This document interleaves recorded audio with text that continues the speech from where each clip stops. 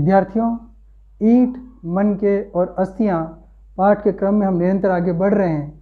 इस भाग में आपको मुख्य रूप से निम्न तथ्यों पर अध्ययन कराया जाएगा। सर्वप्रथम हम मुहरें, लिपि व बाँट पर चर्चा करेंगे। फिर हम दूसरे नंबर पर इस सभ्यता से संबंधित प्रासाद और शासकों पर चर्चा करेंगे और अंत में हड़प्पा सभ्यता का अंत किस प्रकार हुआ उस पर चर्चा करेंगे।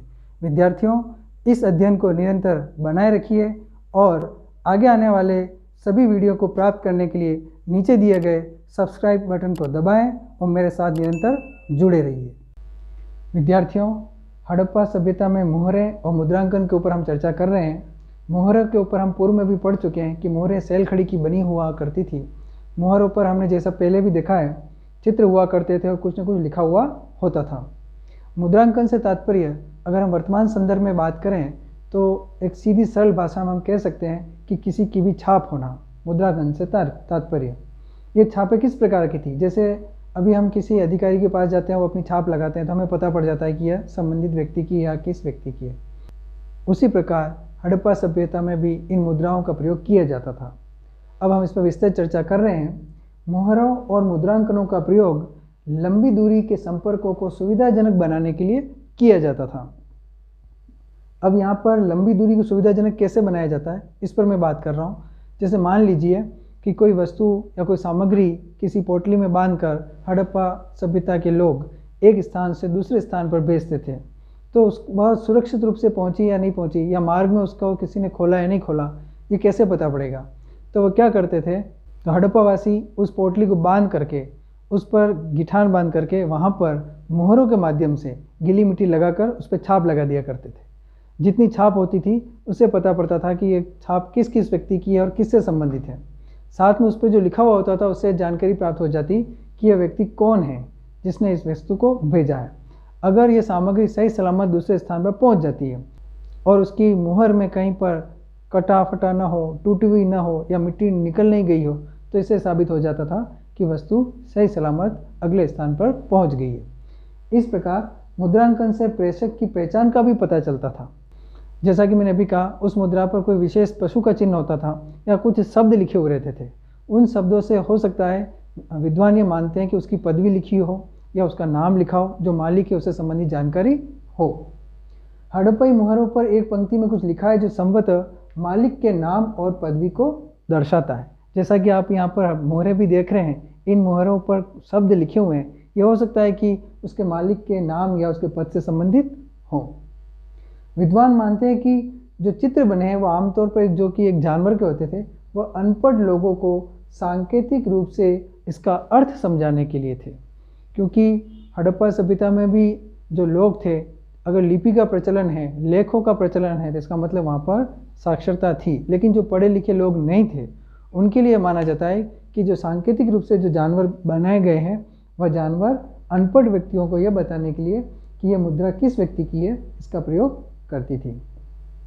अब हम हड़प्पाई लिपि के ऊपर चर्चा करेंगे।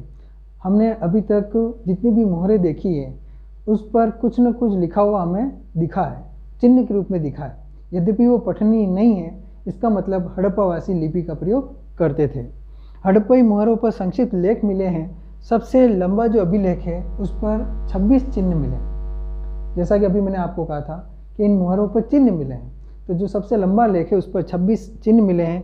अलग अलग चिन्हों की संख्या को अगर देखा जाए तो 375 से लेकर 400 तक हैं। जितने भी लेख मोहरें मिले हैं, चाहे बर्तन के ऊपर हो, मृदु भांडों के ऊपर हो या मोहरों के ऊपर हो, उन सभी चिन्हों की संख्या 375 से 400 के बीच में है। सैंधव लिपि जो है वो पठनीय नहीं है, आज से उसको पढ़ा नहीं जा सका है। यह लिपि संभवतः दाईं से बाईं ओर लिखी जाती थी। ये एक विशेष बात है कि ये जो लिपि है कैसे लिखी जाती थी, दाईं ओर से बाईं ओर। मोहरों में तांबे के औजारों पर, मर्तबानों के अवट पर, तांबे तथा मिट्टी की लघु पट्टिकाओं पर, आभूषण, अस्थि छड़ों और सूचना पट पर हमें लिखावट के साक्ष्य प्राप्त होते हैं। इन सभी जगह पर हड़प्पा लिपि के साक्ष्य हमको दिखाई देते हैं। इसका यह तात्पर्य है कि यहाँ पर साक्षरता बहुत अधिक मात्रा में थी। विद्यार्थियों, ये बहुत ही रोचक तथ्य है कि हड़प्पावासी साक्षर थे, पढ़ने लिखने में सक्षम थे, उनकी एक भाषा थी। यद्यपि हम उसको पढ़ नहीं पा रहे हैं, लेकिन इससे साबित हो जाता है कि वहाँ पर साक्षरता अपने चरम अवस्था में थी और वह पढ़े लिखे थे। साथियों, हड़प्पा सभ्यता में व्यापारिक लेन देन बाट के माध्यम से होता था। यह एक बहुत ही महत्वपूर्ण तथ्य है कि आज से इतने लंबे समय पूर्व भी जो निवासी थे, हड़प्पा के निवासी थे, वह बाट के माध्यम से लेन देन किया करते थे। व्यापारिक लेन देन बाटों की एक शुद्ध व परिशुद्ध प्रणाली द्वारा नियंत्रित था। बाट सामान्यतः चर्ड पत्थर से बनते थे। एक महत्वपूर्ण तथ्य है कि बाटों का जो निर्माण होता है वो कौन से पत्थर से होता था, तो चर्ड पत्थर के माध्यम से होता था। और सबसे बड़ी बात है कि ये जो बाट है, इन बाटों पर किसी भी प्रकार का कोई भी निशान नहीं है, और जो बाट थे वो घनाकार थे। आप देख सकते हैं घन कैसे प्रकार का होता है, उस प्रकार से बाट जो घनाकार थे और इन पर किसी प्रकार का कोई भी निशान नहीं होता था। इन बाटों के निचले जो मानदंड है वो द्विआधारी है। द्विआधारी से मतलब क्या है, 1, 2, 4, 8, 16, 32 इस प्रकार, और यह क्रम लगभग 12,800 तक था। और इसी के जो ऊपरी मानदंड है वो दशमलव प्रणाली में थे। इस प्रकार हड़प्पा में जो बाट प्रणाली थी वह एक विकसित अवस्था में थी। छोटे छोटे बाटों का प्रयोग मुख्यतः आभूषणों और मनकों को तोलने के लिए किया जाता था, और धातु से बने कुछ बाट भी मिले हैं, धातु से बने तराजू भी मिले जिनसे भारी वस्तुओं को तोला जाता था। तो विद्यार्थियों, हड़प्पा सभ्यता अपने व्यापार के क्षेत्र में बहुत ही प्रगतिशील थी और लेन देन बाट के माध्यम से होता था। अब हम हड़प्पा सभ्यता में इस तथ्य का पता लगाने का प्रयास करेंगे कि क्या वहाँ पर कोई सत्ता थी या कोई शासकीय प्रणाली थी, या वहाँ कोई राजा था या नहीं था। इसके ऊपर हम कुछ तथ्य लेंगे, उससे स्पष्ट होगा कि वहाँ पर प्राचीन सत्ता के चिन्ह दिखाई देते हैं या नहीं।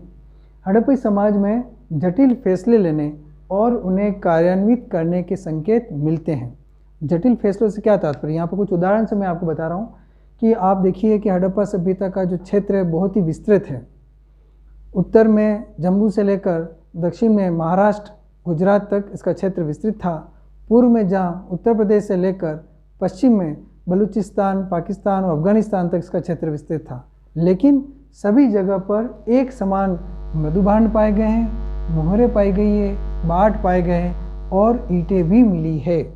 इतना बड़ा क्षेत्र, इसका मतलब वहाँ पर कोई न कोई सत्ता अवश्य थी जिसके नियंत्रण की वजह से ही इस पूरे क्षेत्र में एक समानता थी। ये एक बहुत ही महत्वपूर्ण तथ्य है। दूसरी बात कि यहाँ जो ईंटें मिली है, चाहे उनके उत्पादन के केंद्र अलग अलग जगह हों, लेकिन उनका जो आकार का मानदंड है वो सभी जगह एक समान था। इससे क्या स्पष्ट होता है? इससे स्पष्ट होता है कि उस पूरे क्षेत्र पे किसी एक केंद्रीय सत्ता का नियंत्रण था। हमें मालूम है कि जो ईंटें मिली है वह 4:2:1 के आकार में है। इससे तात्पर्य है कि लंबाई 4 अगर है तो चौड़ाई 2 और ऊंचाई 1। इससे स्पष्ट हो गया है कि पूरे क्षेत्र में कोई न कोई सत्ता अवश्य थी। आवश्यकता अनुसार बस्तियां स्थापित की गई थी। हमने पूर्व में पढ़ा है कि नागेश्वर, बालाकोट, लोथल, इन स्थानों पर बस्तियां स्थापित की गई थी और ये बस्तियां व्यापारिक लेन देन के लिए महत्व का काम करती थी। इससे स्पष्ट है कि वहाँ कोई न कोई सत्ता अवश्य थी, तब इन बस्तियों की बसावट तय की गई। ईंटें बनाने और विशाल दीवारों तथा चबूतरों के निर्माण के लिए भी श्रम संगठित किया गया था।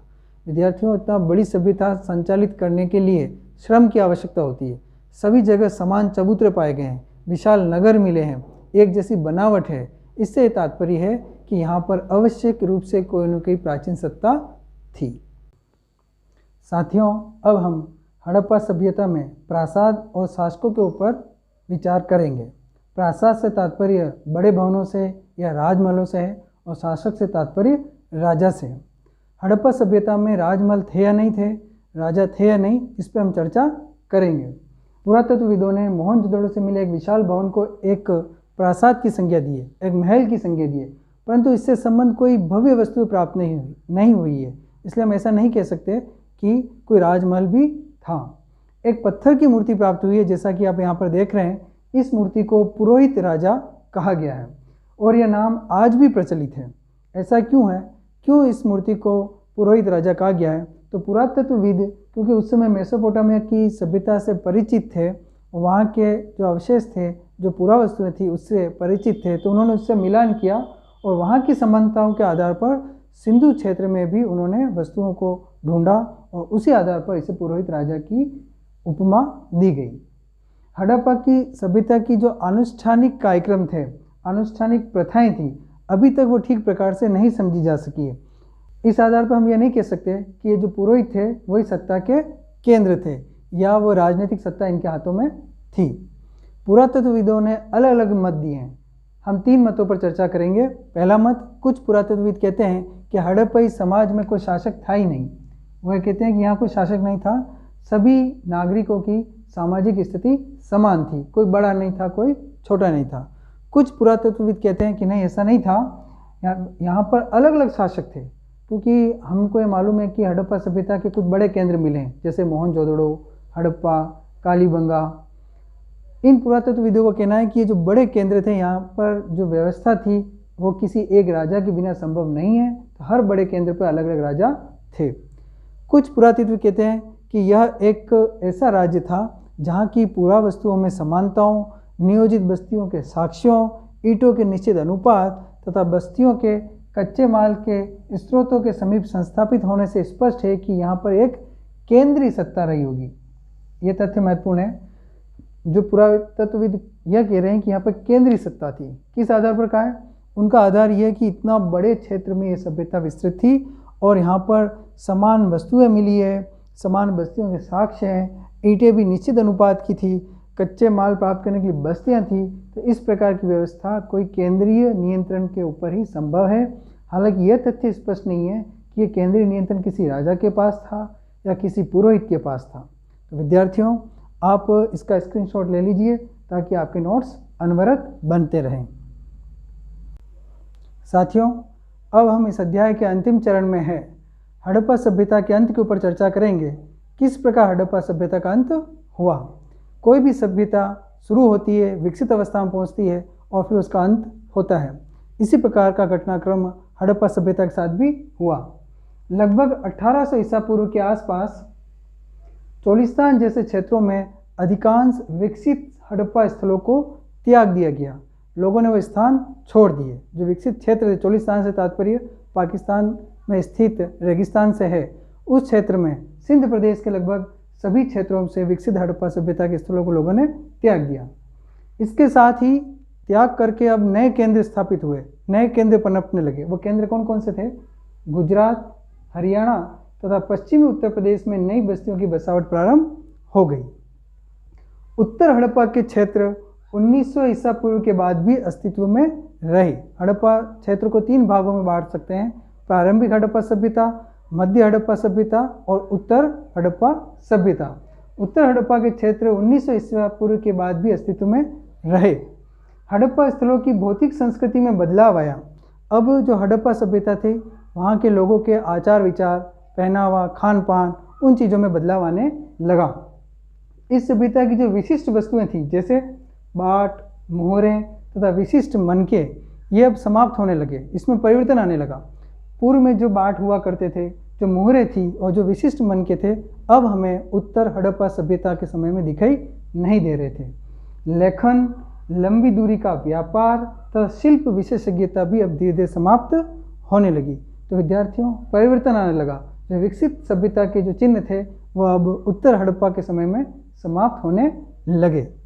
आवास निर्माण की तकनीकों का पतन हुआ तथा बड़ी सार्वजनिक संरचनाएं अब देखने को नहीं मिलती थी।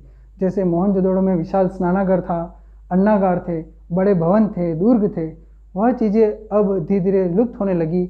नए निर्माण पूर्ण रूप से बंद हो गए।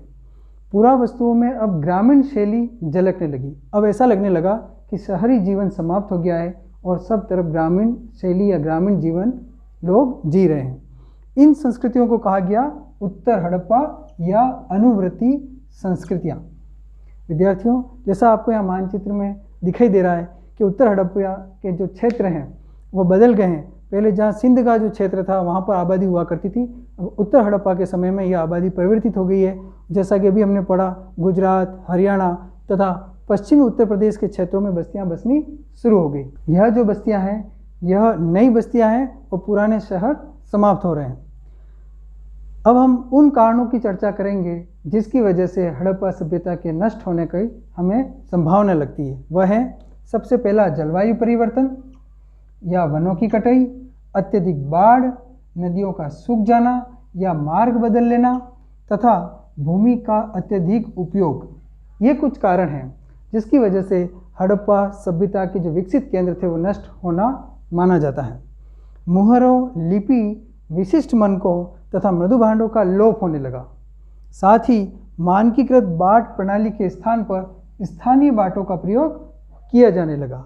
ये सभी तथ्य मिलकर ये स्पष्ट संकेत करते हैं कि हड़प्पा सभ्यता अपने नष्ट होने के कगार पर आ गई है। साथ ही साथ शहरों का पतन एक महत्वपूर्ण कारण है और यह इस तर्क को बल देता है कि हड़प्पा सभ्यता नष्ट हो गई और धीरे धीरे समाप्त हो गई। विद्यार्थियों, अब हम इस पाठ से संबंधित एक भाग और लेकर आएंगे और उस भाग में इस पाठ से संबंधित सारे महत्वपूर्ण प्रश्नों का समावेश होगा। बहुविकल्पी प्रश्न होंगे, लघुत्तरात्मक प्रश्न होंगे और निबंधात्मक प्रश्न उत्तर का लेखन भी होगा। आपको एक आदर्श उत्तर किस प्रकार लिखा जाता है इस पर चर्चा की जाएगी। तो विद्यार्थियों, आगे बढ़िए और मेरे साथ निरंतर जुड़े रहिए। धन्यवाद।